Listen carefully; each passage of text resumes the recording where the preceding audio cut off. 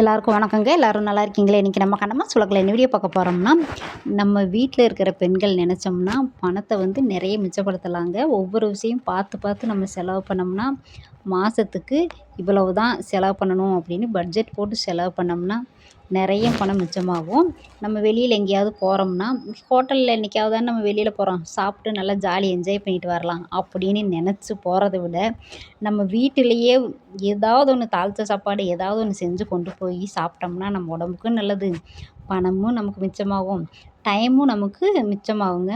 நம்ம ஹோட்டலில் போய் அதிகமாக பணம் கொடுத்து செலவு பண்ணி சாப்பிட்டு டயத்தை ரொம்ப வேஸ்ட் பண்ணுறதுக்கு, நம்ம பஸ்ஸில் போனாலுமேவும் செஞ்சு கொண்டு போயிடுறது நல்லது.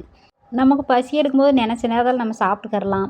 ஹோட்டலுக்கு போனோம்னா, அந்த ஹோட்டலில் நினச்ச நேரத்துக்கு போனோம்னா சாப்பாடு இருக்கும், இல்லாமல் இருக்கும். அது சொல்ல முடியாதுங்க. ரொம்ப நேரம் வெயிட் பண்ண வேண்டியது வரும். இதுன்னா நம்ம வீட்டு சாப்பாடு உடம்புக்கும் வயிற்றுக்கும் எந்த கெடுதல் இல்லை, ஆரோக்கியமானது வேறு. நம்ம தவிர்க்க முடியாத சூழ்நிலையில் சாப்பிட வேண்டியதுதான். அதுக்காக அடிக்கடி வெளியில் போய்க்கிட்டு இருப்போம், செய்வோம். அந்த மாதிரியெல்லாம் இருக்கும்போது வீட்டிலேருந்தே நம்ம செஞ்சு கொண்டு போயிடுறது நல்லது. பணமும் நமக்கு நிறைய மிச்சமாகும். அந்த மாதிரி தாங்க நானும், சித்தி, தங்கச்சி, எங்கள் மாமா 4 பேர் வெளியில் போகிறோம். அதுக்காக தான் காலையில் 4 மணிக்கெல்லாம் எந்திரிச்சு எப்பயும் போல் குளிச்சுட்டு பிரம்ம முகூர்த்த தீபம் ஏற்றி சாமி கும்பிட்டாச்சுங்க. சாமி கும்பிட்டதுக்கப்புறமா இப்போ எங்கள் மாமாவுக்கு நெல்லிக்காய் ஜூஸ் போட்டு கொடுக்கலாமே அப்படின்னு நெல்லிக்காயை கட் பண்ணிக்கிட்டு இருக்கேன்.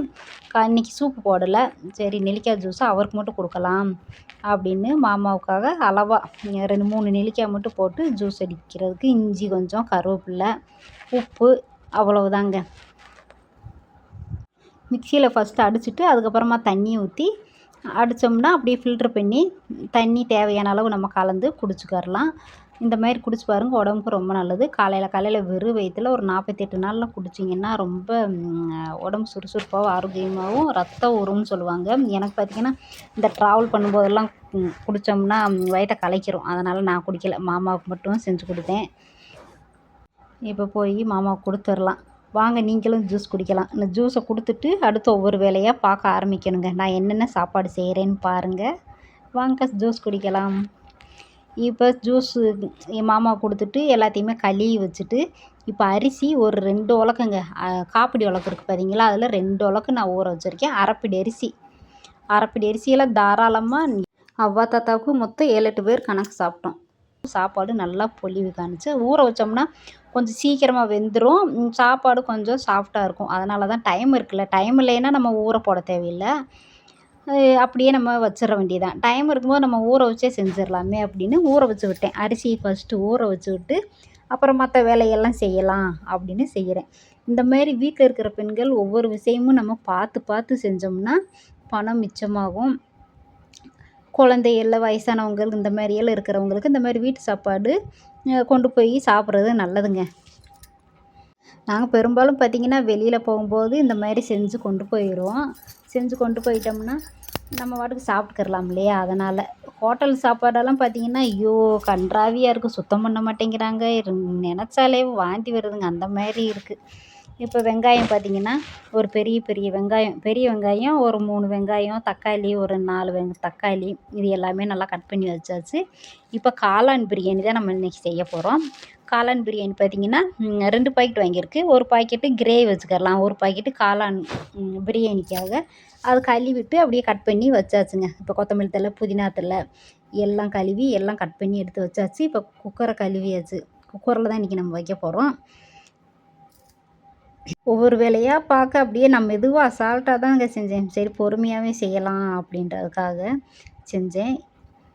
இப்போ லேசாக சூடாகவும் எண்ணெய் நம்ம தேவையான அளவு எண்ணெயை ஊற்றிக்கலாம். நெய்யும் கொஞ்சம் ஊற்றணும். உங்களுக்கு நெய் வேண்டாம் அப்படின்னீங்கன்னா எண்ணெயவே கொஞ்சம் தாராளமாக ஊற்றிக்கோங்க. இப்போ வெங்காயம் கட் பண்ணி வச்சதை சேர்த்துட்டு அப்புறம் பட்டை, கிராம்பு, பிரியாணி இலை, இது எல்லாமே ஒன்று அதில் சேர்த்துருக்கேன். ஏலக்காய், இது பார்த்திங்கன்னா நம்ம வீட்டிலையே பிரியாணி மசால் செஞ்சது, கடையில் வாங்கலை. காஷ்மீர் வத்தல், மிளகாய் வத்தல், காரத்துக்கு கலருக்கு 2ம் போட்டு வறுத்தாச்சுங்க. அப்புறம் மல்லி, சீரகம், மிளகு, சோம்பு, கசகசா, பட்டை, கிராம்பு, அன்னாச்சி பூவு, இது எல்லாமே சேர்த்து எல்லாம் ஃபுல்லாக வறுத்தாச்சு. இதை நம்ம ஆறவும் மிக்ஸி ஜாரில் அரைக்கணும். வெங்காயமும் நல்லா வதங்கிடுச்சு. இப்போ தக்காளி கட் பண்ணி வச்சது அதையுமே சேர்த்து நம்ம நல்லா வதக்கிடலாம். இந்த மசால் பார்த்திங்கன்னா நம்ம கடையில் வாங்கின மாதிரி இருக்காது, ரொம்ப காரமாகவும் இருக்காதுங்க, நார்மலாக இருக்கும். சாப்பிட்றதுக்கு சாப்பாடு நல்லாயிருக்கும். இப்போ உப்பு தேவையான அளவு சேர்த்துக்கலாம். பாருங்கள், ஆரவும் மிக்ஸி ஜாரில் சேர்த்து அரைச்சாச்சு. இஞ்சி பூண்டு பேஸ்ட்டு அதையுமே ஊற்றி நம்ம நல்லா வதக்கிடலாம். பிரியாணி இந்த வீட்டு முறைப்படி இந்த மாதிரி செஞ்சு சாப்பிட்டு பாருங்கள், நல்லாயிருக்கும்.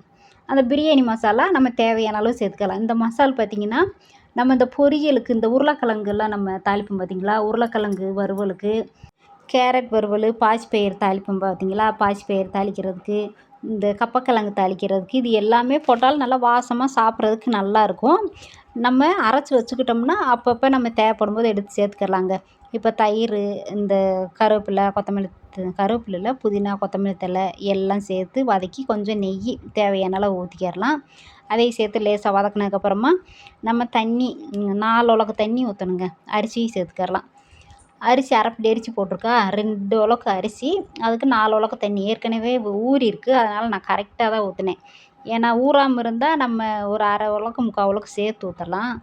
ஊறனால கரெக்டாக 4 உலக்கு ஊற்றும்போது கரெக்டாக வந்துச்சு. இப்போ தண்ணி உப்பு பத்தலைன்னா உப்பு பார்த்துக்கிட்டு கொஞ்சம் சேர்த்துக்கரலாம். நல்லா கொதி வரவும் நம்ம மூடி வச்சுக்கிட்டு ஒரு விசில் வந்தவரை ஆஃப் பண்ணி அப்படியேவும் இறக்கிற வேண்டியதான். சூப்பராக நமக்கு ரெடி ஆயிரும். நல்லா கொதி வந்துருச்சு பாருங்கள், கொதிக்குது. இப்போ மூடி வச்சு விட்டுறலாம். மூடி வச்சுக்கிட்டு விசில் வந்துருச்சு. இப்போ குருமா, காளான் குருமா தாங்க செஞ்சுக்கிட்டு இருக்கேன். கடுகு, உளுந்து, வெங்காயம் இது எல்லாமே நல்லா தாளித்து, இந்த கருவேப்பிலை, இந்த காளான் நம்ம கட் பண்ணி வச்சுருக்கோம் இல்லையா, கழுவி அதையும் சேர்த்தாச்சு. இப்போ மசாலா அரைச்சதை ஊற்றி, இது வெங்காயம், தக்காளி, இந்த முந்திரி, தேங்காய் எல்லாமே பார்த்திங்கன்னா வதக்கி அதை அரைச்சி நம்ம வீட்டு மசாலு, அப்புறம் மட்டன் மசால் கொஞ்சம் சேர்த்து அப்படியே குழம்ப கூட்டி வச்சிட வேண்டியதான். அவ்வளவுதான். குழம்பு காயவும் அப்படியே நம்ம இறக்கிற வேண்டியதாங்க. உப்பு தேவையான அளவு சேர்த்து நல்லா அட்டகாசமாக இருக்கும். அந்த முந்திரி பருப்பு சேர்க்குறனால டேஸ்ட்டு கொஞ்சம் நல்லா எடுத்து கொடுக்கும்.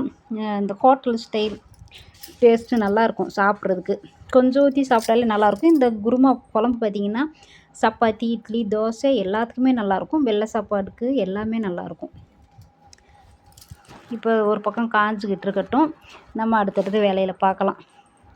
நல்லா இருக்கும் பாருங்கள், நல்லா கெட்டியாக, அளவாக தண்ணியாக வைக்காமல் நார்மலாக கெட்டியாக வச்சோம்னா நல்லாயிருக்கும். இப்போ சாப்பாடு நமக்கு ரெடி ஆயிடுச்சு. விசில் எல்லாமே இறங்கிருச்சு. இப்போ ஒரு பாத்திரத்தில் கொட்டி நம்ம அப்படியே மாற்றி வச்சிட வேண்டியதுதான். பார்க்கும்போதே நல்லா இருக்குல்ல, கலர்ஃபுல்லாக இருக்குங்க. ரொம்ப நம்ம எந்த பிரியாணி பவுட்ரு எதுவுமே சேர்க்கல, கடையில் வாங்கி நம்ம வீட்டு முறைப்படி அரைச்சி செஞ்சது தான். சாப்பிடவும் நல்லாயிருக்கும். பொழு நல்லா உதிரியாக வந்திருக்கு பாருங்கள் சாப்பாடு. நம்ம வீட்டரிசி சாப்பாடு தான். நம்ம பொன்னி அரிசி சாதாரணமாக சாப்பாடு ஆக்குவோம் இல்லையா, அந்த அரிசியில் தான். பிரியாணி அரிசியெல்லாம் நான் கடையில் வாங்கலை. சூப்பராக ரெடி ஆயிடுச்சு. வாங்க பிரியாணி சாப்பிடலாம். இப்போ பார்த்திங்கன்னா சாப்பாடு எடுத்து வச்சுட்டு கப்பக்கிழங்கு தாளிக்கிறதுக்காக, கப்பக்கிழங்கு மசாலா எதுவுமே நான் சேர்க்கலை. கடுகு, உளுந்து, வெங்காயம், கருவேப்பிலை, 2 வத்தல் கிள்ளி போட்டு இந்த கப்பக்கிழங்கு தாளித்து அப்படியே எடுத்துட வேண்டியதாங்க. வேக வச்சு உப்பு போட்டு குக்கரில் தான் வேக வச்சேன்.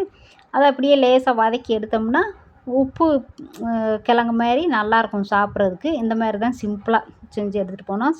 இந்த காளான் கிரேவி, ரசம், கப்பக்கிழங்கு, வெள்ளை சாப்பாடு, தயிர் பச்சடி இனிமேல் தான் வைக்கணும். அப்புறம் மோர் வேறு டப்பாவில் கலக்கி வச்சுருக்கேன். பிரியாணி எல்லாம் ரெடி ஆயிடுச்சு. அப்புறம் எங்கள் அவ்வா தாத்தாவுக்கு பார்த்திங்கன்னா பிரியாணி எடுத்து வச்சுருக்கேன். கப்பக்கிழங்கு தனியாக அவங்களுக்கு எடுத்து வச்சுருக்கேன். குழம்பு, இந்த குருமா காளான் குழம்பு, அப்புறம்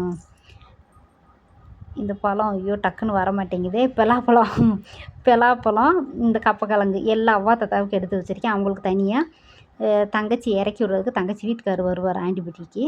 அப்போ அப்படியேவும் தங்கச்சி வீட்டுக்கார்ட்ட கொடுத்து விடலாமேனா அவங்களுக்கு தனி எடுத்து வச்சாச்சுங்க. இவ்வளவு தான். சிம்பிளாக நம்ம வீட்டில் செஞ்சு எடுத்துகிட்டு போயிட்டோம்னா நம்ம சாப்பிட்டுக்கரலாம்.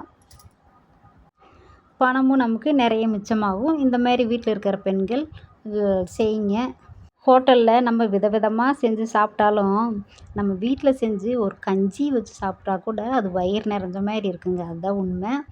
இப்போ எல்லாமே பேக் பண்ணி தட்டு, கிளாஸு, டம்ளரு, தண்ணி பாட்டிலு, மோர் ஒரு வாட்டர் பாட்டிலில் கலக்கி வச்சாச்சுங்க.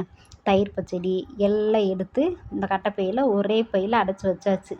நம்ம பஸ்ஸில் ஏறும்போது இறங்கும்போது கொஞ்சம் தூரம் நடக்கும்போது கொஞ்சம் சிரமமாக இருக்கும். இந்த சிரமத்தை பார்க்காம நீங்கள் இந்த மாதிரி செஞ்சு எடுத்துகிட்டு போயிட்டோம்னா நமக்கு தான் நல்லது, உடம்பு ஆரோக்கியமாக இருக்கும். இந்த வெயில் டயத்துலலாம் பார்த்திங்கன்னா அதிகமாக வெளியில் சாப்பிடாம இந்த மாதிரி நம்ம வீட்டு சாப்பாடு சாப்பிட்றது ஆரோக்கியமானது. இந்த மாதிரி யாரெல்லாம் செஞ்சு எடுத்துகிட்டு போவீங்கன்னு சொல்லுங்கள். இப்போ எல்லாமே செஞ்சு எடுத்து வச்சுட்டு நானுமே கிளம்புறதுக்கு ரெடியாக வந்துட்டேங்க. மோர் பாட்டில் பாருங்கள் தனியாக பார்த்தீங்கன்னா வச்சுட்டேன். ஏன்னா போகும்போது நம்ம குடிச்சுக்கிட்டே போகலாம் இந்த தண்ணி தாகத்துக்கு பஸ்ஸில் அப்படின்னு எங்கள் மாமா சொன்னார். அதனால் நல்லா தண்ணியாக கலக்கி வச்சாச்சு. இப்போ அது ஒரு பக்கம் இருக்கட்டும். இப்போ நான் பார்த்தீங்கன்னா காலையிலேயே குளிச்சுட்டேனா, அதனால் ட்ரெஸ்ஸை மாற்றிட்டு தலையை சீவி டக்குன்னு கிளம்பியாச்சுங்க. என்னோடய மேக்கப் இவ்வளோதான். கடகடன்னு சீக்கிரமாக கிளம்பிட்டேன். நானும் சாப்பிட்டாச்சு, மாமாவும் சாப்பிட்டு அப்படியே கிளம்பிட்டோம். இன்னும் அடுத்து எங்கே போனோம், யார் வீட்டுக்கெல்லாம் போயிருக்கோம் அப்படின்னு வீடியோ வரும். தொடர்ந்து பார்த்து சப்போர்ட் பண்ணிகிட்டே இருக்கிற நம்ம சொந்தங்கள் எல்லாருக்குமே ரொம்ப நன்றிங்க. பாய், நன்றி, வணக்கம். வீடியோவை யாருமே முழுசாகவே பார்க்க மாட்டேங்கிறீங்க. 1 நிமிஷம், அரை நிமிஷம் இந்த மாதிரி தான் ஸ்கிப் பண்ணி பார்க்குறீங்க. வீடியோவை ஸ்கிப் பண்ணாமல் முடிஞ்ச வரைக்கும் பாருங்கள். பாய், நன்றி, வணக்கம்.